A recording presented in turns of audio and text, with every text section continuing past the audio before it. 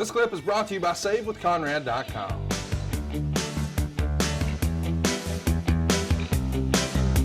As we're talking, this past weekend, I guess it was 2 weekends ago now, right, was the 35th anniversary of the Big Gold Belt. It first debuted at Battle of the Belts Championship Wrestling from Florida. It was the Wrestling Observer Newsletter Match of the Year. Barry Windham challenging Ric Flair for $35,000 of gold and diamond and rubies. And it's pretty phenomenal, the hype that you've built, even on the TBS show, to see the belt. And we're going to see it here today. It's a pretty cool moment. This is kind of the national debut of the belt. And yep. Not only that, it's the debut on our show of gorgeous Jimmy Garvin and Precious. A lot of big stuff happening here. 1986 is the best year to cover all things Jim Crockett Promotions. And by the way, if you're digging what we're doing, talking about Jim Crockett, you should probably go over to adfreeshows.com. This past weekend, or gosh, I guess it was 2 weekends ago now, we dropped the famous now definitive Jim Crockett Jr. interview. It's a two-parter. Part one was 3 hours. Here he is. Here we go. What a moment. And like promised, here he is, the heavyweight champion of the world, Nature Boy Ric Flair. Tony Schiavone, how about a moment of silence for the best looking man on the face of this earth? You know, when I tell my pals, Rick and Keith Michaels, that I want to be styling and profiling on Jim Crockett's television show because Ted Turner is sitting upstairs in his office and wants a real dude out here on the big camera, then Michaels of Kansas City puts it together. So bring the camera in one time. You like it? From the lizard shoes, huh? About $700 to the Rolex watch to the biggest diamonds my finger can hold. You are looking at pure class. But wait just one moment. You see, when your name is Ric Flair and you represent the National Wrestling Alliance and you just happen to work for Jim Crockett Promotions, then every once in a while, come on over here, David, the Crockett's dig down in their pockets to show some appreciation for what a real champion should be toting around. And you see, the whole country has heard about it. Now they're going to have a chance to see it. And I'm talking about $40,000 of 24-karat gold, silver, diamonds, and rubies with my name written on the front of it. That's right. Solid gold. The World Heavyweight Championship belt. Worn, owned, operated, and manipulated by yours truly, the World Heavyweight Wrestling Champion. So you see, ladies and gentlemen, whether you like it or not, I'm custom made. Whether you like it or not, I'm your world champion.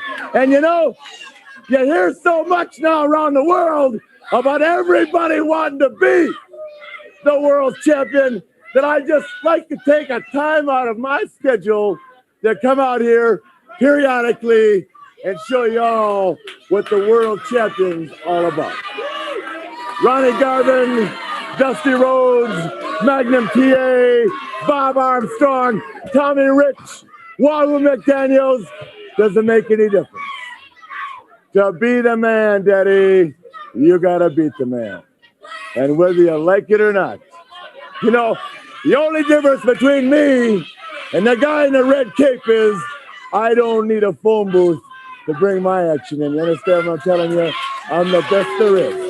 Woo! I'm the world heavyweight wrestling champion. Woo!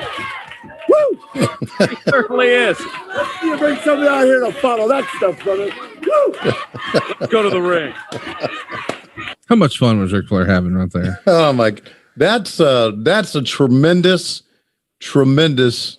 interview. Now, give me a hit. I'm sure you've done it before, but this will be a perfect time with the Baron in the ring to give us the history of that belt. You can tell us. I know, being a belt nerd that you are. That was designed by Nelson Royal, right? It was ordered through Nelson Royal's store. Uh-huh. I think it was probably Nelson or maybe even Dusty wanting a Western style belt buckle. And of course, Nelson Royal had a Western store right there in Mooresville, North Carolina. Just a little bit north of Charlotte, right? It even says it on the back of the main plate, which you can actually see in the new Big Gold book that's available over at Amazon or MidAtlanticGateway.com. You can pick up a copy there. Dick Bourne was the author. But anyway, he ordered the belt, and they had some original art sketched out. And we even talk about this with Jim Crockett. The original art had the letters NWA at the top. And we found where they had revisions and scratched a line through it.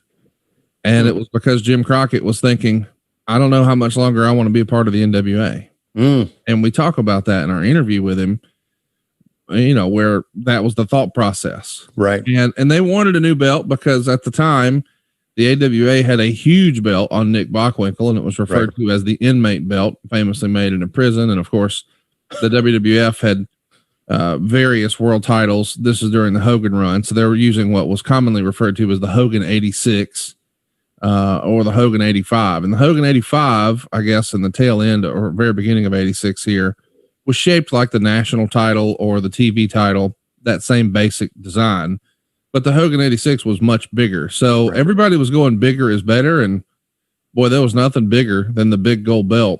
Yeah. So they contracted a Western belt manufacturing company, a rodeo belt buckle company called Crumrine. And they were out west, and a fellow named Victor Ortiz did that belt by hand. But as was the case with a lot of those belt buckles back in the day, the base metal was silver. So it's German silver that's then been plated with 24 karat gold. And of course, Flair says diamonds and rubies, but those are fake stones. Sure.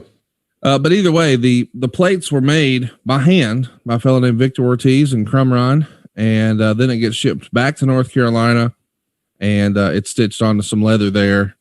And the leather color is commonly referred to as cherry wood. But that's, you know, the collectors online will call it cordovan, but the reality is cherry wood is the actual color. And all right, then in the big gold belt book, we detail, you know, even what type of thread they used. So it's very particular. We even go back and meet the folks who originally stitched it. I can't recommend it enough. So if you're a belt nerd and really like the history of belts and how they're made and where they went and what happened to them, I can't recommend the big gold belt book over at MidAtlanticGateway.com enough. That's tremendous. Here's Baron. I got a couple more questions about that belt. Shoot. That I want to ask, but we're getting ready to go to an interview here. There's nothing like Baron not wanting to release a claw. that face again. No. Yeah. Now I wonder, this guy laying him in with Ronnie here. Look at this. And those are pretty good working punches, actually. So my question, I had two questions about the big gold belt. Three, you're in possession of it. Yes. Okay. And there is a top of it kind of to the right, I think, maybe to the left. That's kind of bent. Yeah. It's at the very top. By the way, it's over. It's right here. Like it's right there. Right. Okay. Got it. See it. The top is bent. Yes. Well, do you know the story behind that? There's lots of rumor and innuendo. People have different theories. I've never seen one that actually makes any sense.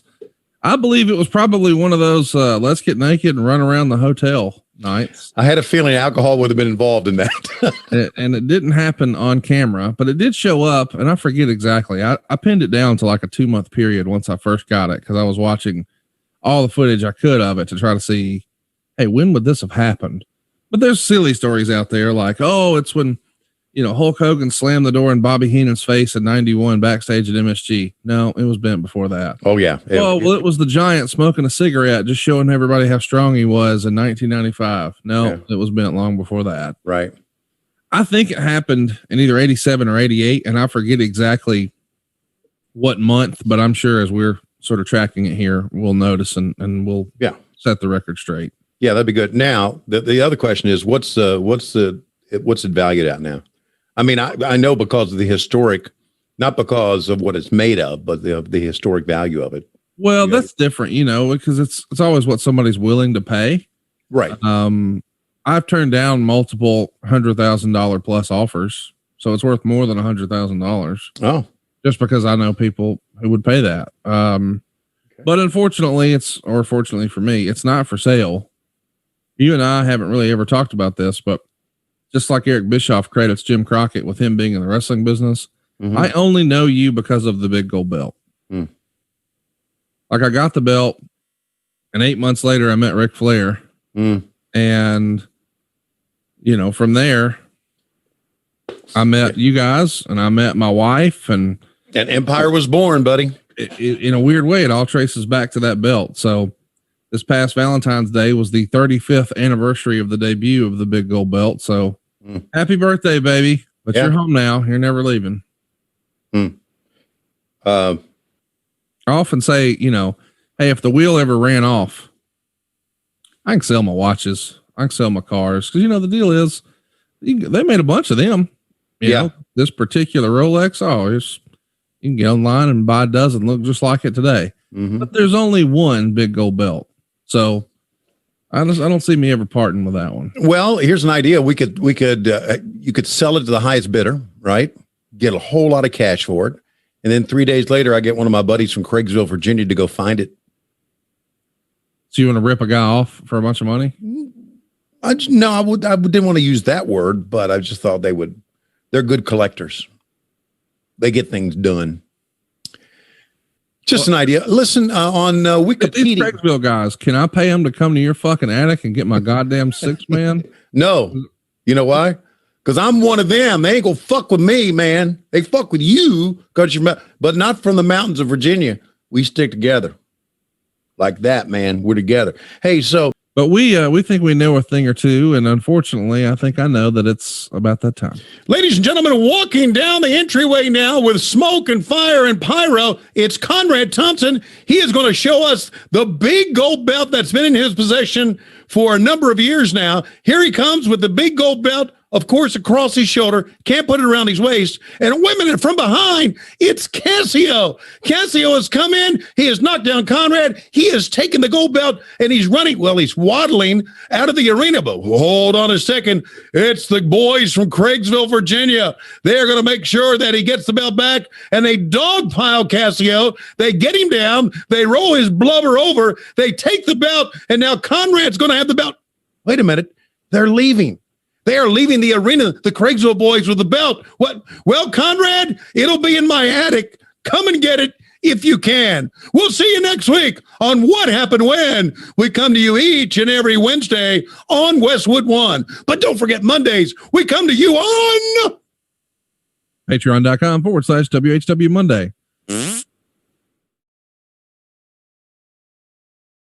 Hey, it's Conrad Thompson. Thanks for checking out the podcast here on YouTube. Be sure to hit the subscribe button and the notifications bell so you get a notice anytime we upload some new content. And go save yourself some money right now. If you're in a 30-year loan or you have credit card debt, it's not a matter of if I can save you money. It's a matter of how much. Find out right now for free at SaveWithConrad.com.